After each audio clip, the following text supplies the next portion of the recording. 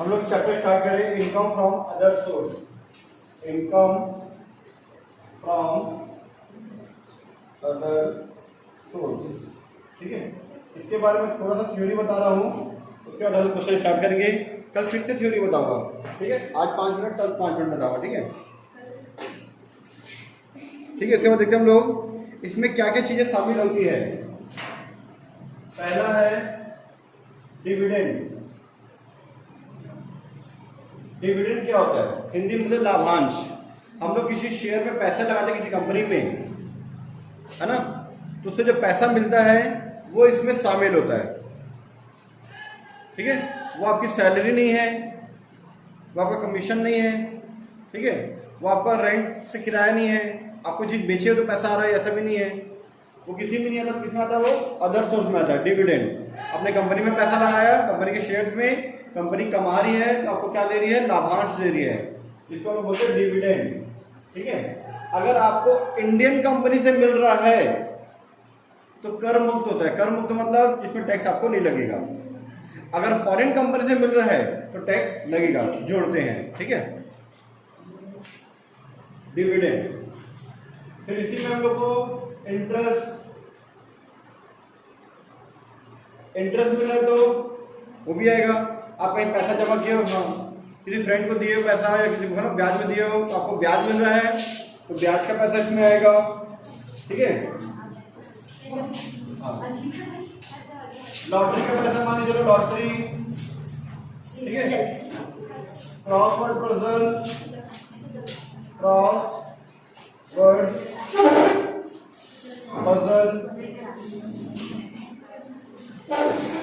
ठीक है।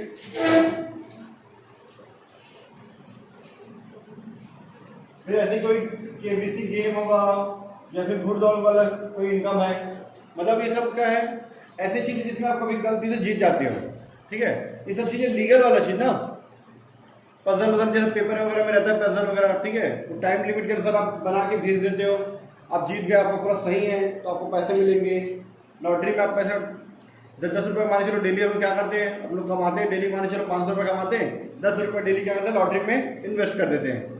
कभी फंस गया तो कमा लेंगे ऐसे करके। लॉटरी में बहुत ज़्यादा कमाई होता है अगर फंस गया तो, ठीक है। लाखों लोग लगाते हैं तो हम लोग भी क्या करते हैं, चलो 10 रुपये लगा देते हैं। 10 रुपये नहीं सही, वो मैं ये मान चलो कि 2 कप चाय है, ऐसे सोचिए, चाय नहीं पीते, लॉटरी में लगा देते हैं। गलती से आपका लॉटरी फंस गया, ठीक है, आपका पैसा आ गया, वो चीज़ें क्या होता है, ठीक है। क्रॉसवर्ड हो गया, केबीसी हो गया, घुड़दौड़ हो गया, ये सारी चीज़ें लगभग, ठीक है।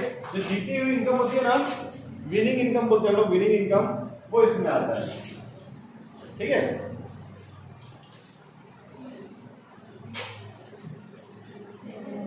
फिर जैसे मशीन, इधर मशीन, प्लांट, फर्नीचर, ठीक है। आजकल जो सबसे ज्यादा चलता है कैमरा, DSLR बोलते हैं जिसको लोग, इसको किराए पे देते हैं और कमाते हैं। ये बिजनेस नहीं है, किराया भंडार वाला देता है वो उसका बिजनेस है। पर आपके पास रखा हुआ है, जैसे मतलब चलो मेरे पास एक बोर्ड रखा हुआ है, कोई आके बोला कि सर मुझे बोर्ड चाहिए, बदले में मैं आपको 100 रुपये दे दूंगा, बोलेगा ठीक है ले जाओ, खाली रह दिन संडे है तो कोई बात नहीं, ले जाओ, 100 रुपये मुझे मिल जाएगा। ये मेरा बिजनेस है क्या? नहीं, मेरा बिजनेस प्रोफेशन जो है पढ़ाने का है, और मुझे 100 रुपये अगर मिल रहा तो कमाई क्या होगा? वो इनकम फ्रॉम अदर सोर्स में आएगा। आजकल लोग कैमरा यूज करते हैं, है ना, तो कुछ लोग क्या करते हैं, इसको फोटोशूट में लेके चले जाते हैं, दे रहे हैं तो वो भी इनकम है, ठीक है। ये सब फर्नीचर वगैरह आपके पास रखा हुआ है, मान चलो तो बोला कि भाई मुझे जरूरत है, बदले में आपको किराया दूंगा जो भी है, तो सब चीज़ें अगर हम लोग किराए पे देते हैं तो वो भी हमारी इनकम है। मगर यही अगर जो किराया भंडार वाला जो होता है वो अगर दे रहा है, वो उसका बिजनेस है, वो क्या उसका बिजनेस है, उसके बिजनेस में आएगा, ठीक है।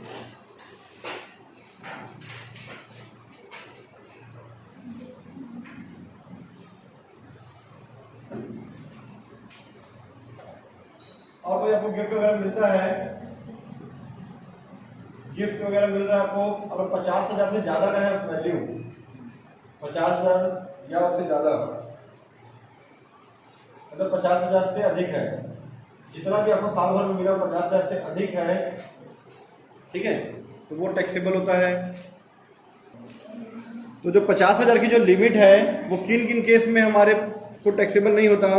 जब हमको कोई वसीयत में कोई चीज़ें मिल रही है, ठीक है, वसीयत में या फिर उत्तराधिकारी के रूप में कि भैया हम ही हैं, उसके अलावा और कोई है नहीं, उत्तराधिकारी हम ही हैं, उनके नॉमिनी हम ही हैं उनके, तो हमको मिल रहा है। कोई मरने वाला है उसको हमको दे रहा है, या कोई डोनर हमको डोनेट करके जा रहा है प्रॉपर्टी, ठीक है।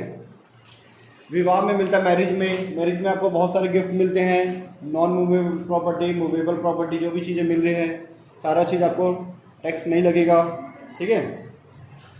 और रिश्तेदार से आपको कुछ चीज़ मिल रहा है तो वो भी आपको टैक्स नहीं लगेगा। रिश्तेदार मतलब क्या क्या चीज़ है, देखो मैं आपको बताता हूँ, ये आपके बुक्स में लिखा हुआ है, ठीक है। पहला है, रिश्तेदार का मतलब है एक व्यक्ति की दशा में, एक व्यक्ति मतलब हम लोग, एक व्यक्ति। फिर होता है हिंदू अविभाजित परिवार, मतलब फैमिली बिजनेस, मान के चलो उसके बारे में अलग से बताऊंगा। फिर पार्टनरशिप बिजनेस अलग होता है, कंपनी अलग होता है, एसोसिएशन ऑफ पर्सन अलग होता है, अलग अलग होता है। अभी वो इंडिविजुअल के केस में, इंडिविजुअल मतलब हम लोग, एक नॉर्मल पर्सन लोग, ठीक है। उसके जीवन साथी मतलब हस्बैंड है तो वाइफ, वाइफ है तो हस्बैंड, ठीक है। फिर उसका भाई बहन, मतलब जैसे मान के चलो मैं अपने ऊपर ले लेता हूँ, मैं हूँ तो मेरे भाई बहन मेरे रिश्तेदार हैं, ठीक है। आप लोग अगर अपने ऊपर लेके सोचोगे ना तो कभी गलत नहीं होगा। मैं अपने ऊपर लेके सोच रहा हूँ, आप लोग अपने ऊपर लेके सोच लेना बाद में, ठीक है। फिर उसके बाद मेरे जीवन साथी के भाई या बहन, मतलब मेरी वाइफ के भाई बहन, मतलब मेरे साला साली भी मेरे रिश्तेदार है, ठीक है। फिर है व्यक्ति के माता पिता में से किसी का भाई या बहन, माता पिता भी होंगे, इसमें लिखा नहीं है शायद कि दिया, पता नहीं। मतलब जैसे मेरे चाचा बुआ, ठीक है, और इधर मम्मी की तरफ से मामा मौसी, ये भी मेरे रिश्तेदार होंगे, ठीक है। फिर व्यक्ति का कोई पारंपरिक पूर्व पुरुष या वंशज, मतलब दादा परदादा, और वंशज मतलब इधर नाती पोता जो है सब, वो भी रिश्तेदार है ना। फिर उपयुक्त 2 से 4 में वर्णित किसी व्यक्ति का जीवन साथी, जीवन साथी मतलब जैसे मैं अपना लिया, दादा दादी सब लिया, तो वैसे मेरे वाइफ के भी दादा दादी या उसके वंशज तो मेरे भी वंशज होंगे, है ना। हमारे बेटे या बेटी जो भी है, फिर उसके नाता नाती जो भी सब रहता, पोता पोती सब रिश्तेदार हैं, ठीक है। फिर एक एग्जाम्पल दिया हुआ इसमें, रमेश की पत्नी का दिया हुआ एग्जाम्पल कि रमेश की पत्नी है तो रमेश की पत्नी के भाई बहन, ठीक है। तो सारा चीज़ दिया हुआ एग्जाम्पल में। चलो ठीक है, देखना, ठीक है। इसके बाद कल मैं थोड़ा सा और बताऊंगा 5 मिनट इसके बारे में, और है ना। हम लोग क्वेश्चन नंबर 1 सॉल्व करते हैं।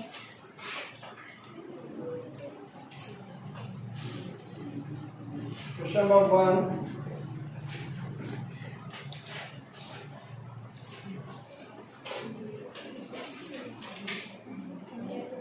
जैसे मान लीजिए कंपनी का डायरेक्टर है, कंपनी का डायरेक्टर है, ठीक है। इसको अगर सैलरी मिल रही है तो सैलरी में आएगा, ठीक है।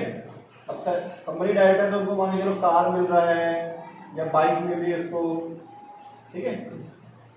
फैसिलिटीज वगैरह मिल रहा है, कुछ मकान मिल रहा है, हाउस मिल रहा है रहने के लिए कंपनी की तरफ से, ये सारी चीज़ें मिल रही तो वो इनकम फ्रॉम सैलरी में आता है वो, ठीक है, सैलरी में आएगा। लेकिन डायरेक्टर फीस मिल रहा है उसको सैलरी में मिल के क्या मिल रहा है, डायरेक्टर फीस मिल रहा है, तो वो इसमें आएगा अदर सोर्स में, ठीक है। पार्ट टाइम डायरेक्टर होते कंपनी में बहुत सारे, उनको अगर पार्ट टाइम फीस मिल रहा है तो वो अदर सोर्स में आएगा, ठीक है। उसके बाद जो एमएलए होते हैं ना, जो मिनिस्टर वगैरह जो होते हैं, ठीक है, वो लोग 5 साल के लिए होते हैं, वो लोग 5 साल के लिए हमारे क्या होते हैं, हमारे लिए सेवा कर रहे होते हैं। ध्यान से सुनना, मेरी बात बता रहा हूँ, ठीक है। अगर मैं जॉब कर रहा हूँ, 1 महीना जॉब करके छोड़ दिया, लेकिन मैं जॉब कर रहा हूँ, मुझे सैलरी में आएगा, वो मेरा जो पैसा 1 महीने का मिलेगा सैलरी में आएगा। लेकिन ये जो एमएलए है, जितने भी मिनिस्टर वगैरह हैं, इनको 5 साल के लिए जॉब दिया जाता है, 5 साल के लिए, फिर भी इनका पैसा सैलरी में नहीं आता, क्योंकि वो लोग परमानेंट नहीं है, शुरू से हमको पता है 5 साल बाद वो लोग निकल ही जाएंगे। हम जॉब कर रहे हैं वो 1 महीने के लिए कर रहे हैं कि 10 साल के लिए कर रहे हैं, वो हमको भी नहीं पता, जब हम लोग छोड़ेंगे तब छोड़ेंगे, ठीक है।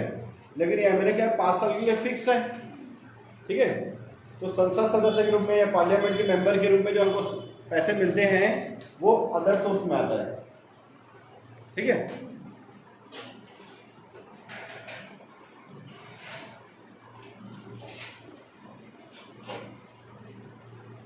Question number 1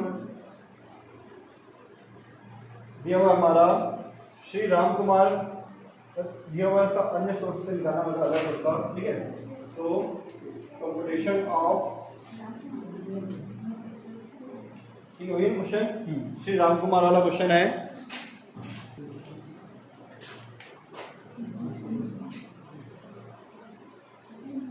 computation of income from other source, from other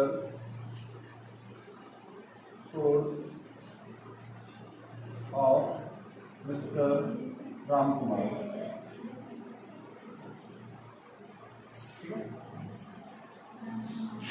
previous year assessment year, सभी क्वेश्चन लिखना है।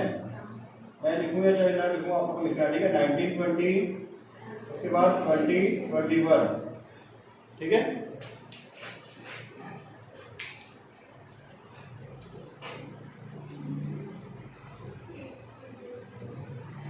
पार्टिकुलर अमाउंट, आपको दूसरा कॉलम डालना ही नहीं है, पार्टिकुलर अमाउंट बस पूरे इनकम टैक्स में।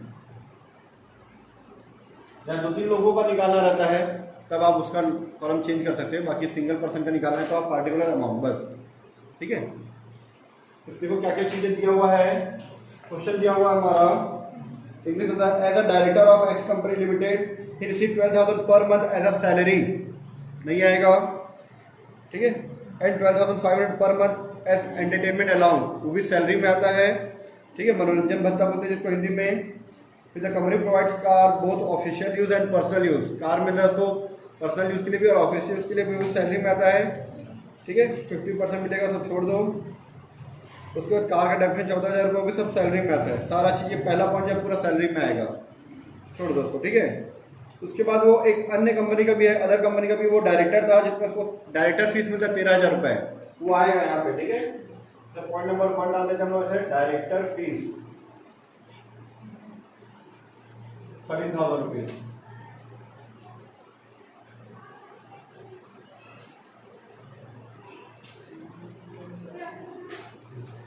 उसके बाद दिया हुआ है कि interest received on deposit with the cooperative bank limited, cooperative bank limited में 2,000 रुपये उसको क्या मिलता है, इंटरेस्ट मिलता है।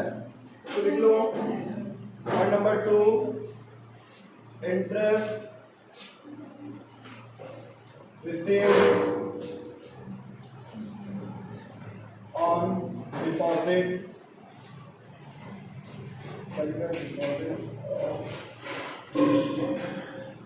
Cooperative bank limited, cooperative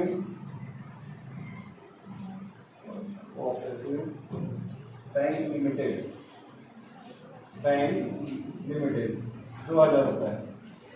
point number 3, dividend receive from a foreign company, बता देना मैं भी, इंडियन कंपनी का डिविडेंड होता है तो एग्जेम्प्ट होता है, ठीक है। इंडियन कंपनी का डिविडेंड क्या होता है, भारतीय कंपनी का लाभांश कर मुक्त होता है, ठीक है। क्यों कर मुक्त होता है उसका रीजन बताऊंगा मैं, ठीक है। यहाँ पे लिखा है dividend receive from foreign company, dividend receive from foreign company लिख लेना 6,000 रुपये। Point number 4, receive winning lottery 24,500 रुपये रिसीव हुआ है, ठीक है, प्राप्त हो। ध्यान सुनना, अगर आपको जीती हुई राशि अगर मिल रही है, प्राप्त हो रही है, हमारा जो पॉइंट दिया हुआ है लॉटरी इनकम जो 24,000 रुपये रिसीव हुआ है, प्राप्त लिखा है, जीते कितने हैं पता नहीं अभी, लेकिन हम लोग को 24,500 रुपये मिला हुआ है, तो 24,500 का, ठीक है, आप करोगे 70 डिवाइड बाई 100, क्योंकि 30% इसमें टैक्स कटा हुआ रहता है, ठीक है। इसमें 30% टैक्स कट के आपको मिला है। आप कितना जीते थे, आप यहाँ पे जीते हो 35,000 रुपये, 35,000 रुपये आप जीते हो। इसका 70 डिवाइड बाई 100 डिवाइड बाई 70 करोगे तब, ठीक है। यहाँ ऐसा होता है 100 माइनस 30 होता है, तो आप शॉर्टकट में डायरेक्ट 70 लिख सकते हो, ठीक है। जब भी प्राप्त बोलेगा तब, प्राप्त हो रहा मतलब कि आपको टैक्स कट के मिला है। फिर इसका नेक्स्ट पॉइंट है इनकम फ्रॉम एग्रीकल्चर। अगर इंडियन एग्रीकल्चर की इनकम है तो एग्जेम्प्ट होता है, पर इंग्लैंड में है, बाजू में पाकिस्तान है, बांग्लादेश है, वहां से है तो वो टैक्सेबल है। है ना। श्रीलंका में, पड़ोसी देश श्रीलंका में भी है तो टैक्सेबल है, इंडिया में है तो एग्जेम्प्ट है, और डिविडेंड भी अगर इंडियन कंपनी का है तो एग्जेम्प्ट है, ठीक है। उसके बाद ऑनरेरियम दिया हुआ है, delivering lecture in registered society, एक रजिस्टर्ड सोसाइटी में व्याख्यान देने का ऑनरेरियम मिला उसको, है ना। मतलब क्या होता है, इसका मतलब होता है कि जैसे मैं अच्छा टीचर हूँ, मोटिवेशनल स्पीकर बन गया और कुछ मतलब अच्छी अच्छी चीज़ें बताता हूँ, तो मुझे आसपास के लोग बुला रहे हैं सम्मान के रूप में, ठीक है, और वहाँ बुला के साल वाल देते हैं आजकल तो, ठीक है। और मैंने लेक्चर दिया, लेक्चर देने के बाद मुझे एक लिफाफे में 5,000 रुपये से दे दिए मुझे, मान के चलो, ठीक है, यहाँ 1,200 रुपये मिला है, 1,200 रुपये से दे दिए, तो उसी को बोलते हैं, ठीक है, ऑनरेरियम बोलते हैं हम लोग, ठीक है। वो 1,200 रुपये रेस्पेक्ट के रूप में, और आपका भैया एक दिन के लिए आप टाइम दिए करके दे दिए, ठीक है। हो गया कंप्लीट, ऐड कर दो, आ गया सर, 1,35,200 रुपये। ये अगर taxable income from other source, या लिख सकते हो income from other source,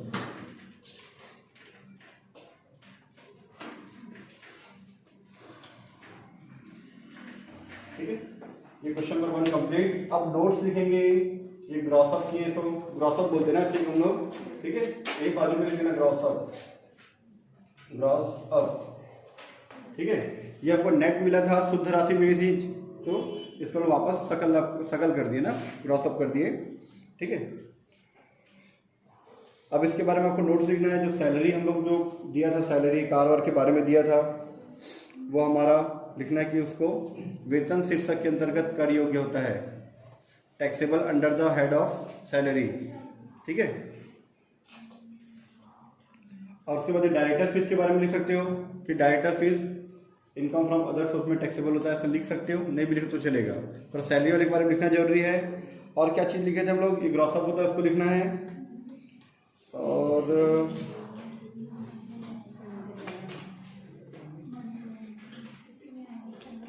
lottery के बारे में लिखना कि टैक्सेबल है, लिखा हुआ है। आप ऐसे 2-3 डाल सकते हो कि अगर मतलब खेती के बारे में लिख सकते हो, एग्रीकल्चर के बारे में कि एग्रीकल्चर अगर इंडिया का होता नहीं, वो सब लिखना बोला कि भारत के बाहर का तो टैक्सेबल है, ठीक है।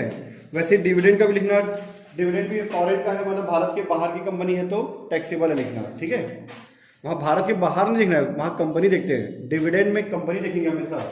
जो डिविडेंड वाला पॉइंट था ना, डिविडेंड में कंपनी देखना, इंडियन कंपनी की फॉरेन की कंपनी है, ठीक है। आपको हमेशा कंपनी का नाम लिखा रहेगा, फॉरेन कंपनी, इंडियन कंपनी, मतलब हिंदी में बोलते हैं घरेलू कंपनी या विदेशी कंपनी, ठीक है। और एग्रीकल्चर में भी सेम ना, एग्रीकल्चर में प्लेस देगा, प्लेस जगह, क्योंकि वहाँ पे खेती कहाँ होता है, जगह में होता है, वो कंपनी में नहीं होता, ठीक है, ठीक है। तो क्वेश्चन नंबर 1 का नोट लिखने के बाद आप लोग आ जाते हैं सॉल्यूशन 2 में। सॉल्यूशन 2 एक बार हिंदी में पढ़ते पहले। श्री स्वामी प्रसाद 31 मार्च 2020 को समाप्त होने वर्ष का दिया हुआ हमको एक चाय कंपनी से लाभांश, इसमें बोल रहा है 60% कृषि आय है, dividend from T company gross दिया है 2,500 रुपए, 60% of the income companies agriculture income, ठीक है। तो आप ज़्यादा दिमाग लगाओगे तो आपको ऐसा लगेगा कि 60% क्या है, एग्रीकल्चर है, तो उसको एग्जेम्प्ट, और 40% क्या है हमारा नॉन एग्रीकल्चर, मतलब बिना कृषि वाला है, तो टैक्सेबल होगा, है ना। हमको ऐसा लगता है यहाँ पे कि 2,500 रुपए का 60% अलग और 40% अलग, ये आ जाएगा 1,500 रुपए और ये आ जाएगा 1,000 रुपए। ये टैक्स फ्री है, मतलब एग्जेम्प्ट बोलते हैं इसको हम लोग, ये एग्जेम्प्ट और ये टैक्सेबल, ये कर मुक्त और ये कर योग्य है, ठीक है। और कृषि आय जो भी होता है, ठीक है।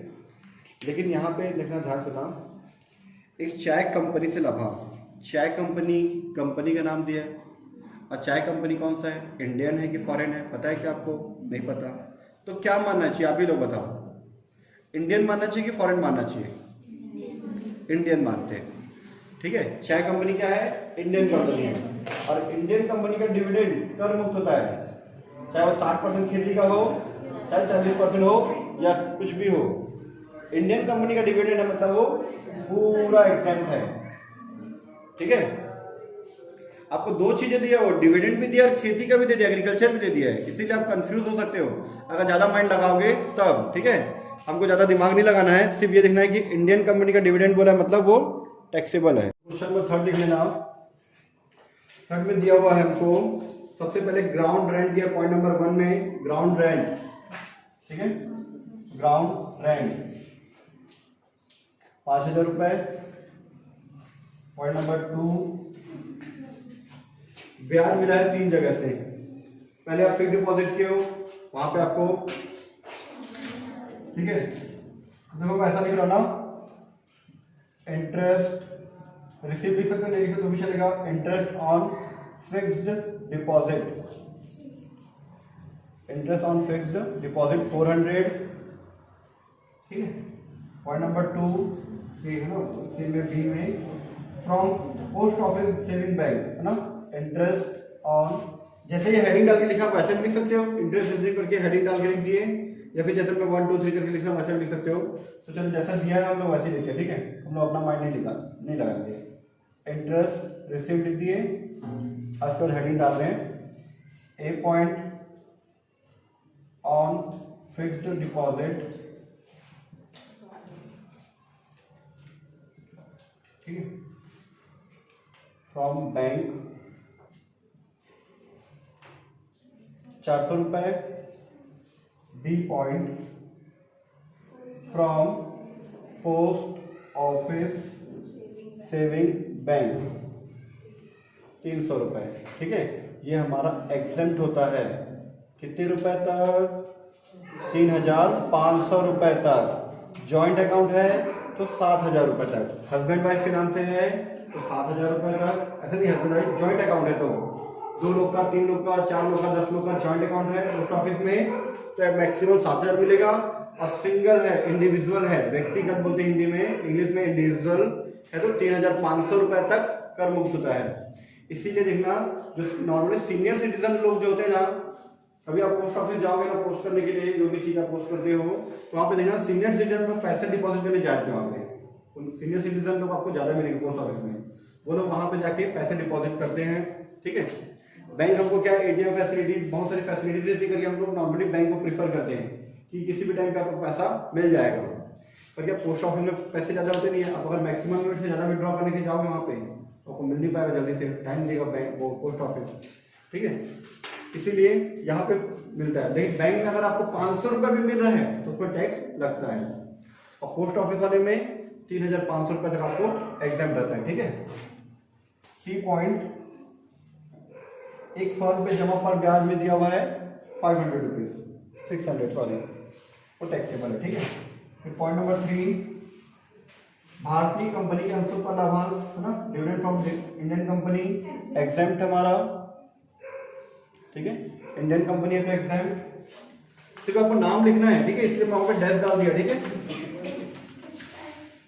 फिर लिखा है income from subletting of the house taken on rent 5,000 rupees, rent paid किया 3,000 रुपए, ठीक है।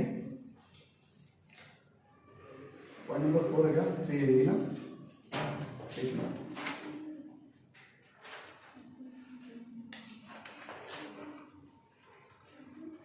सॉरी, मैं पॉइंट नंबर 3 जब मैं ये अभी इंडियन कंपनी के बाद में, पहले से पहले सब लेटिंग इनकम है, इनकम फ्रॉम सब लेटिंग फ्रॉम द हाउस टेकन, ठीक है। तो उसको लिखेंगे सब लेटिंग इनकम,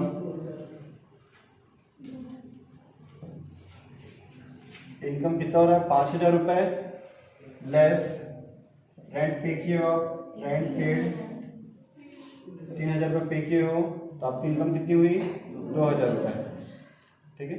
इसके बाद है इंडियन फ्रॉम, है ना, इंडियन कंपनी का जो डिविडेंड है, ठीक है, इंडियन कंपनी का डिविडेंड एग्जेम्प्ट।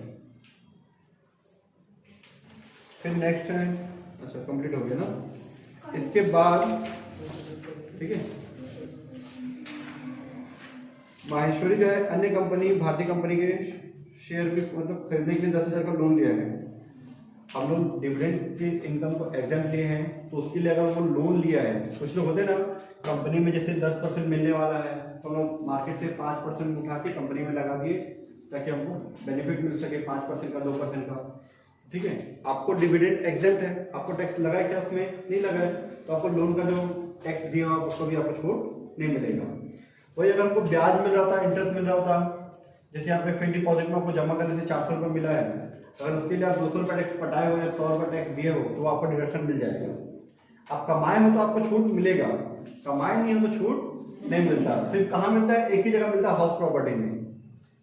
अगर आप नहीं भी कमाए हो, सेल्फ ऑक्यूपाइड है, तो भी आपको इंटरेस्ट का छूट मिलता है, बाकी और कहीं नहीं मिलता, ठीक है।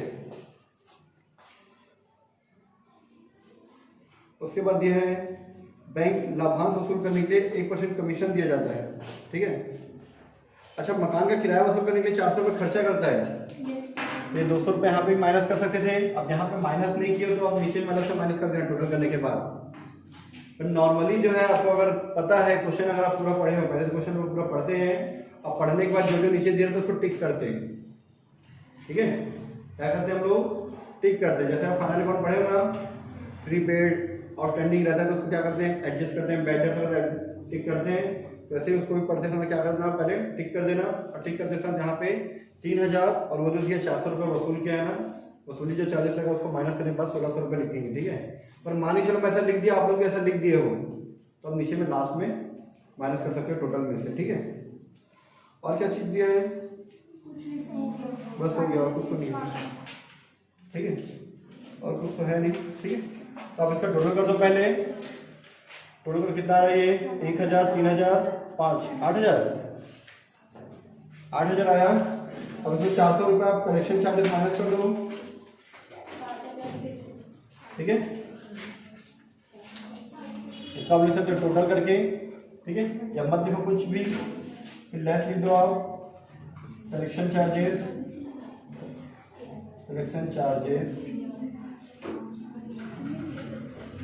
Of subletting income.